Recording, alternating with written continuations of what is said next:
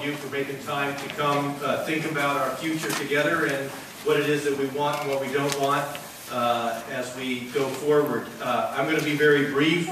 I believe that all of us are here because we recognize that we live in this really remarkable place with stunning natural beauty, with innovation in education and business, and with a history of compassion towards a wide range of vulnerable populations. Those are the characteristics that I think make our community special, that we want to preserve and protect as we go forward. As Supervisor Adams mentioned, we know that California is growing from within, so we can't sit by and just think that the way things are today is the way they can always be. But we can shape the future that we want to have, and I think that is the important part of this. The only other point I would make in my brief introductory comments is that transportation fills an enormous piece of the puzzle of where our climate change emissions come from in California. And in the Bay Area even more than in other parts of the state because of our urbanized nature. And so as we think about the relationship between transportation and land use, we're also thinking about the relationship between transportation and responding to climate change issues. I think that forums like this are happening around the Bay Area. This is our opportunity to speak for our own interests in the North Bay and Marin County. And as Supervisor Adams also mentioned, she and I will be here listening to comments this evening. I think it is important for folks to speak up. There are other opportunities beyond the 2 minutes that each speaker will have, but I encourage you to take advantage of that to bring the things that are on your mind to our attention. I'm going to be turning it over now to our regional, from the regional agencies that Supervisor Adams and I represent, to the local agency that looks out for transportation and to some extent our countywide transportation and land use thoughts. And that's the chair of our Transportation Authority of Marin, Alice Fredericks. Alice?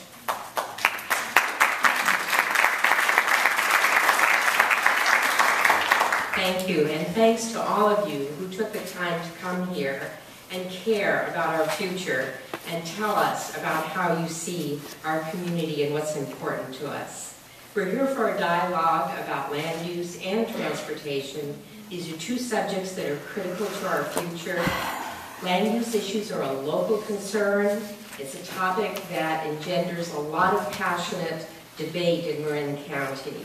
Officials in the cities have been working to make sure that decisions of local land use are respected and that local decisions take into account some of the regional goals that affect us. We share a common purpose, which is to make Bay Area communities places we want to live and places we're proud to pass on to coming generations. TAN works on the transportation part of this picture. TAN is the Transportation Authority of Marin. We work on creative projects and infrastructure investments that are tailored to fit our local needs and promote our mobility. These projects include building more bike and pedestrian facilities, looking for opportunities for new mobility like bike sharing, encouraging use of carpools and van pools, and using creative incentives, reimbursing user costs, and creating a dynamic ride-share program. Finally, we are continuing to build our electric vehicle charging stations. We look forward to the outcome of tonight's dialogue, but also to continue the brainstorming in service of our great community. Thank you so much for coming.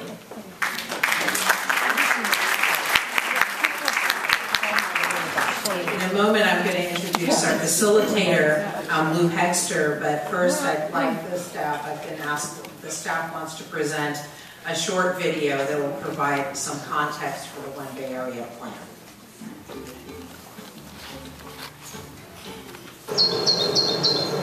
The San Francisco Bay Area is renowned for its scenic beauty, mild climate, diverse population, and economic innovation.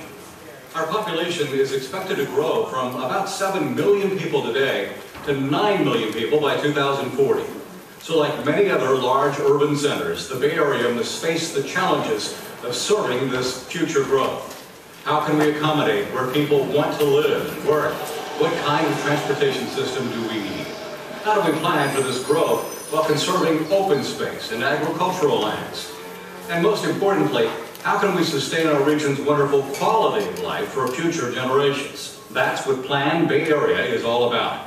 It's the most ambitious effort to date to create a long-range regional land use and transportation blueprint. Plan Bay Area is being prepared to meet the requirements of a new state law, Senate Bill 375. The goal of this law is to reduce greenhouse gas emissions from cars and light trucks. What does SB 375 mean to the Bay Area? The law requires two regional agencies, the Association of Bay Area Governments and Metropolitan Transportation Commission, to develop a 25-year plan that links land use, housing, and transportation planning. The plan must demonstrate how the Bay Area can achieve the regional per capita greenhouse gas emissions targets set by the California Air Resources Board. The Bay Area's two targets are to reduce per capita greenhouse gas emissions by 7% by 2020 and by 15% by 2035. Because our past plans usually had the word transportation in them. And Plan Bay Area still has a transportation element, but the most significant difference is that it also will have a very large housing and land use component. And so what we are doing, I think, really for the first time in our region is knitting those two very related subjects together in one plan. Well, I think it's very simple. We're planning for a better and more livable region for everyone. It's as simple as that. Of course, simple goals don't always have simple solutions.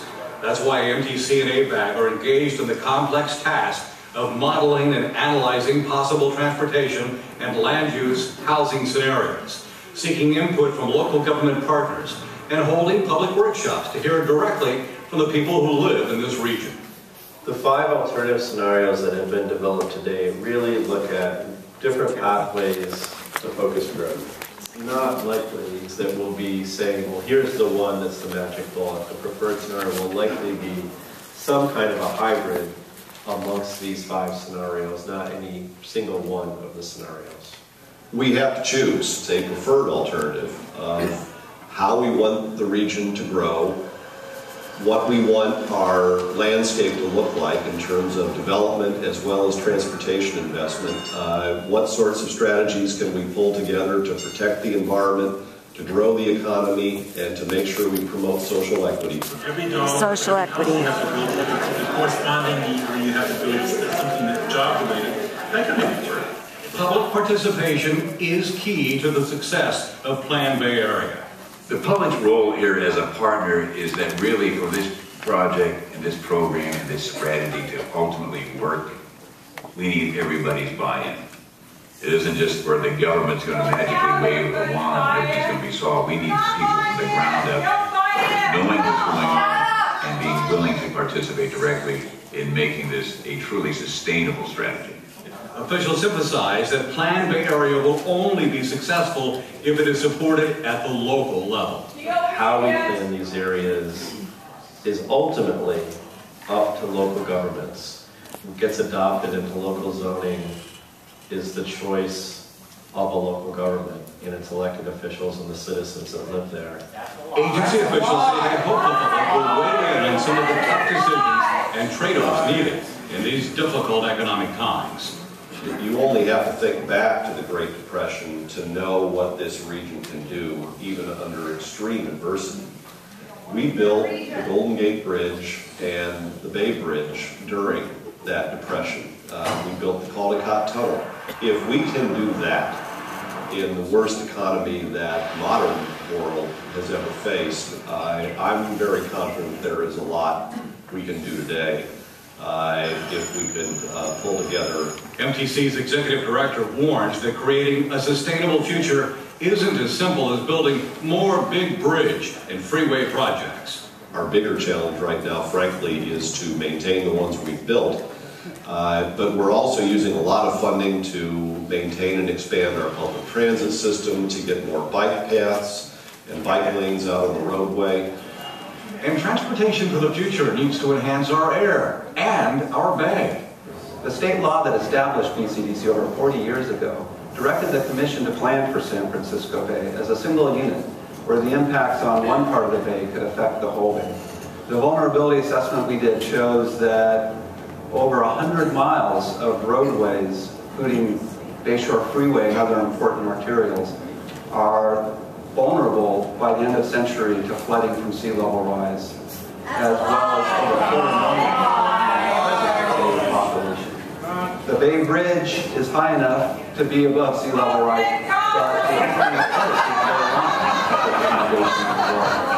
and so there are many threats that's why we believe we need a regional strategy together with the regional agencies to plan and respond to this threat. And the housing challenge is huge as well. Well, housing has been a central challenge for the Bay Area. No more single-family homes. In terms of how we grow, but more importantly, I think how we live, all of us, day to day. Housing here is, as we all know, extraordinarily expensive. Not everybody in the Bay Area is wealthy, and how our workforce is able to stay here, to have families if they choose, to have a life that is one of high quality is of utmost importance. One Bay Area with its 101 cities and 9 counties, building a better Bay Area for our children and grandchildren won't be easy. With a shared vision, smart investments and policy choices, and robust public participation, Plan Bay Area can result in a prosperous, sustainable future. Are you ready to roll up your sleeves and work together to plan how the Bay Area might grow over the next 25 years? Okay, kids. Settle down. Hey, enough of the big brother stuff. We have some questions. We have questions. You know what? I was raised to allow people to have a conversation and to listen. There is no conversation. This is rigged. This is Big Brother. We want to respond. Hey. The public asked for a meeting to come and be heard, okay? You are going to have 2 minutes to get up and talk about your issues. No, we have questions. You ask the questions. We're going to start this in just a minute. I'm going to ask you to try to contain yourself a little bit, and let's let the process start and unfold, okay? While you steal our property? Okay.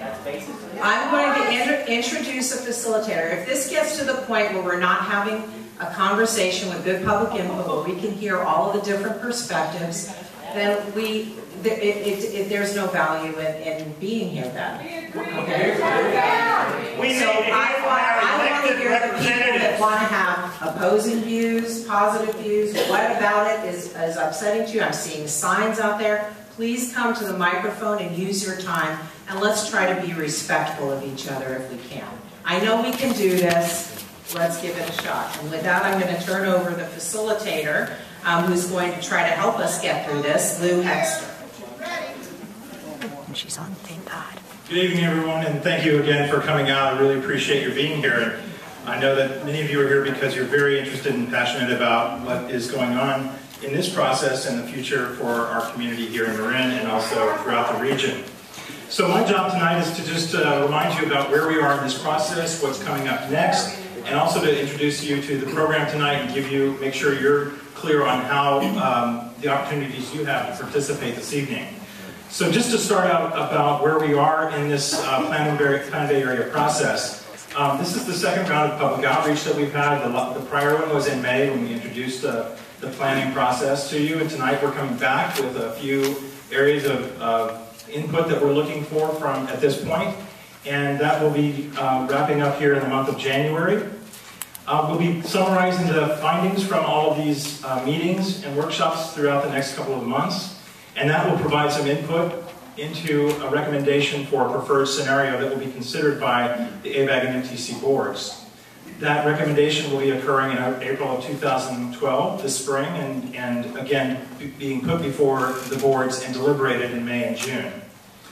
The first draft of the Plan Bay Area will be released in the fall of 2012, and these are all opportunities that you will have for further input and comment on what you're seeing happening. And as the supervisor mentioned, we're all moving forward towards adopting a Plan Bay Area a little over a year from now in the spring of 2013.